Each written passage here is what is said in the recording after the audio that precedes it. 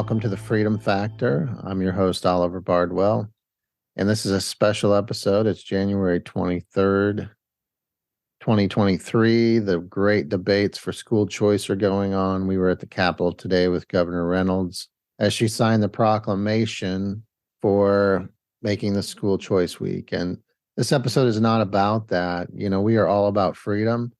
And right now we have an issue that has been brought to our attention. And it's an issue about a young girl named Vivian. She has been taken from her parents. And ironically, I've met one of the parents, and I didn't realize it until now. I'm going to share my screen with you. This is our Facebook page, and you can see this post. It's our good friend Sonya Swan asked us to share this. Here's all the activities of the day. We were at the Capitol. There's Waldo right there. We watched Governor Reynolds sign the proclamation. It was amazing. We watched some of the debates. But Vivian, she's been taken from her parents. And Sonia's a good friend of ours. We did a lot of rallies with her over the last couple of years for medical freedom, to get the masks off our kids, etc.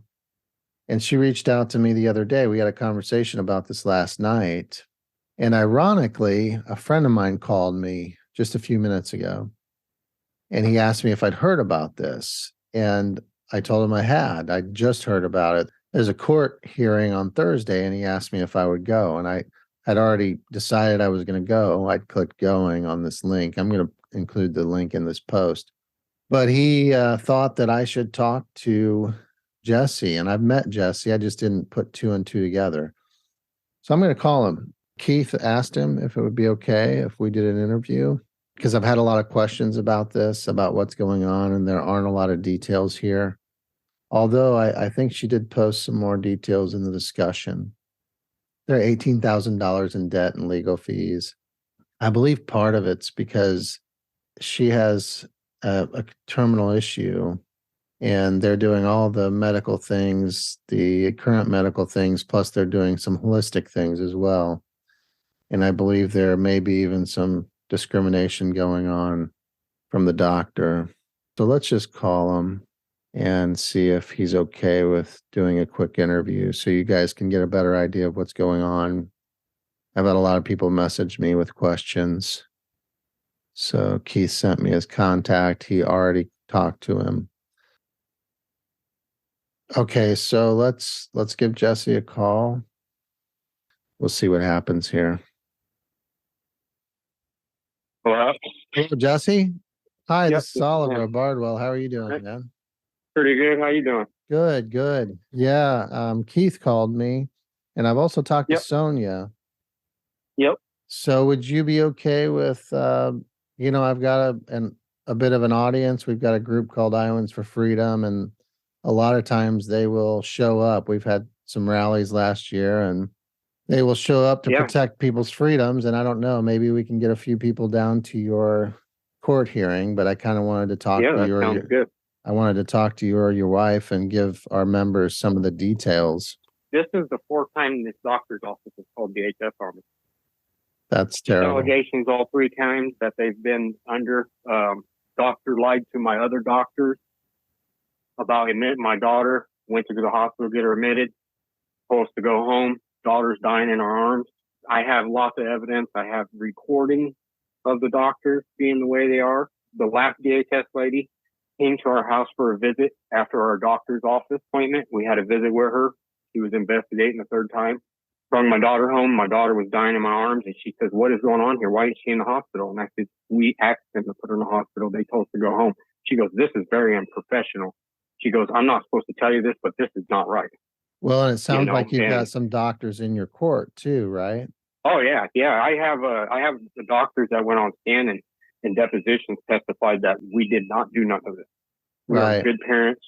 She's got cystic fibrosis. Yeah. So the CS clinic, we tried to email them for maybe about 2 months about getting an appointment with them.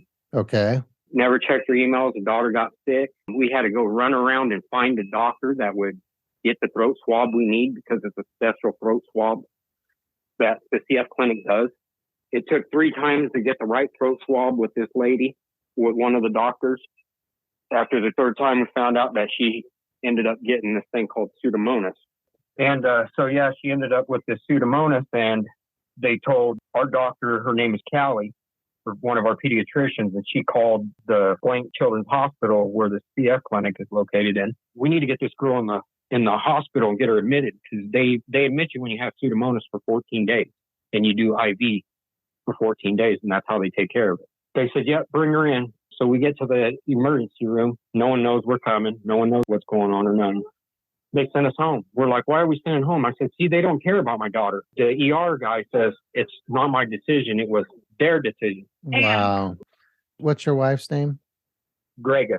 Grega, hi, how are you?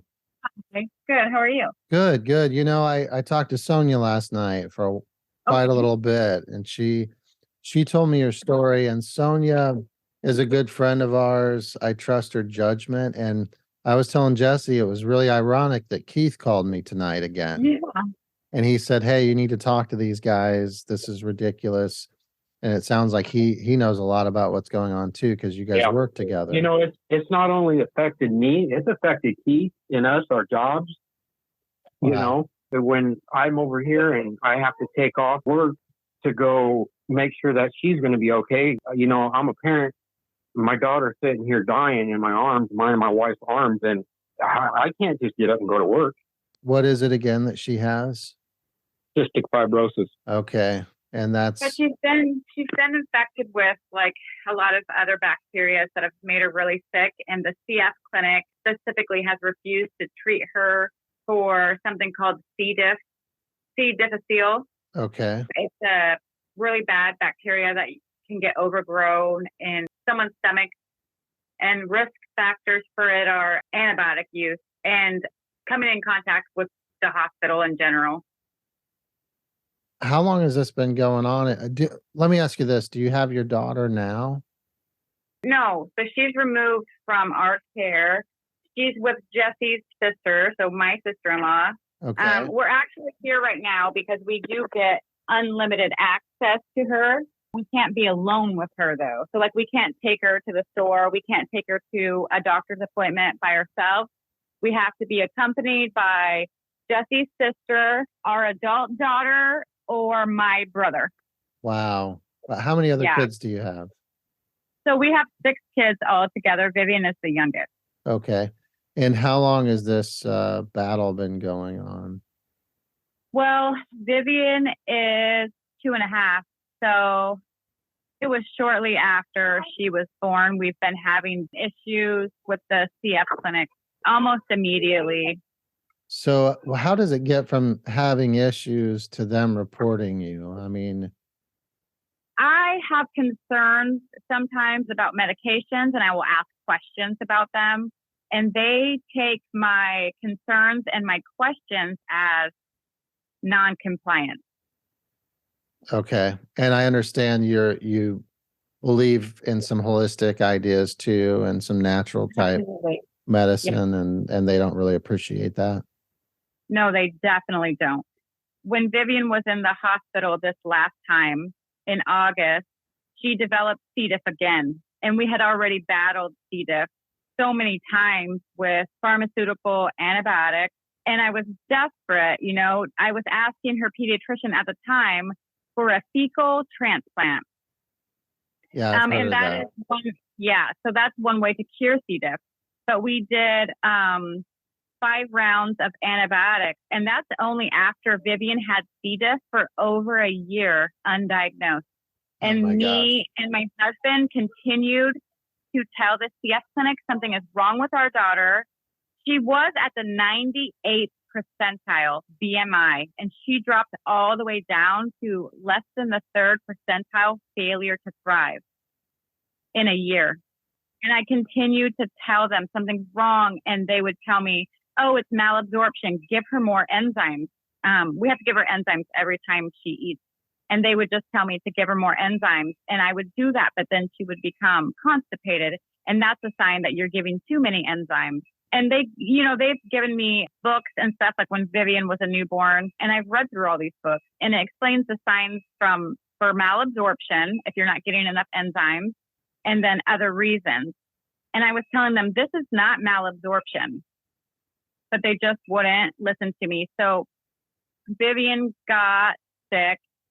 Like she already had the C. diff for a long time, and then she got sick. We went to the CF clinic, and they weighed her, and she had lost almost a pound since her last appointment. And I told them in the last 10 days that Vivian was really sick and having diarrhea really bad. And they put her in the hospital, and they said that it was for pneumonia. But I was telling them nothing was wrong with her lungs. It's something else. There's something wrong with her stomach. So we got put into the hospital, what Vivian did, and they started her on IV treatment. It's called clindamycin. So Vivian had, I think it was 12 poops in 12 hours. And so this awesome nurse, she helped us get a test for C. diff. It came back positive for C. diff, and it also came back positive for norovirus, which is food poisoning. So that's why Vivian had been so sick in the previous 10 days and lost all of the weight. They called DHS this time. It was the third time that they had called DHS on us, and they reported to DHS that we were not giving her enzymes. It sounds like you're a concerned and knowledgeable parent. How does it go from, what are the reasons do you think that you've been reported and it's been mishandled so much? So I think there's a little bit of bias just from me asking about more natural things, or asking if there's a different medication that maybe doesn't have this ingredient in it. That's how it started. And they take it as non-compliance. Non-compliance. Yep. I have a sign from a protest that says compliance is not the cure. If I bring that, will they kick me out? I don't know. Anyway, so I wish we have members who are doctors. We have members who are holistic practitioners, naturopaths. I wish this was alive, because they would jump in and talk about this. But my goal here is for people to understand what's going on, and then you would like people to show up on Thursday. Is that correct? Yes. Okay. So we want to get people there Thursday to support you guys. And just so the judge and the DHS and, the prosecuting attorney or whatever, however they do that, I don't know, but they know that people are watching. Yeah. Yep. And that's another thing. So the DHS investigator, she didn't follow the Iowa code when she was conducting her investigation. She started her investigation with bias because there's a doctor here with allegations, and she did not gather evidence, not one single piece of evidence to back up the allegations. She just went with what the doctor said as fact. This is why we're in this situation. This investigator did not do her job. I want to make it clear to our listeners that you have other doctors that have testified that have said, hey, these parents are doing a great job. Is that correct? Yes. Our family doctor, which is Vivian's primary care doctor, and then her pediatrician and her chiropractor have all said that this child was never being abused. She was never in imminent danger, which is something the state has to prove before they remove your child from your care. The doctor with the allegations, he also told the DHS investigator before she removed Vivian that he does not think Vivian is in imminent danger if released to the parents, but she went ahead with the removal anyway. Wow. How much experience does this DHS worker have? I mean, I think she's worked altogether 16 months. Yeah, 16 altogether months. She's worked for the department for 16 months. Yeah. Okay. And Keith had told me that they wanted you to sign off just to get it to go away, but it would be a strike against you. Yeah. So there's so many parts to this that I wouldn't. It sounds like it. Yeah. Thanks for bringing that up. On our last court hearing, which is still the same court hearing, it was just extended. That's going to happen on Thursday. It's a contested adjudication because we're contesting it. The judge made us a deal. She said, if we agree to the adjudication, so if we agree that we abused Vivian or neglected her, she would give us the child back immediately. Wow. So they're trying to get you to admit to some wrongdoing so you can get Vivian Yep. back. Yes. This was after the DHS lady was on scan, and they told, and my attorney was doing his cross-examination, and the DHS lady pretty much testified that she didn't go look for evidence, didn't call the pharmacy, didn't do none of that, and her manager said she didn't have to, or call any of our doctors.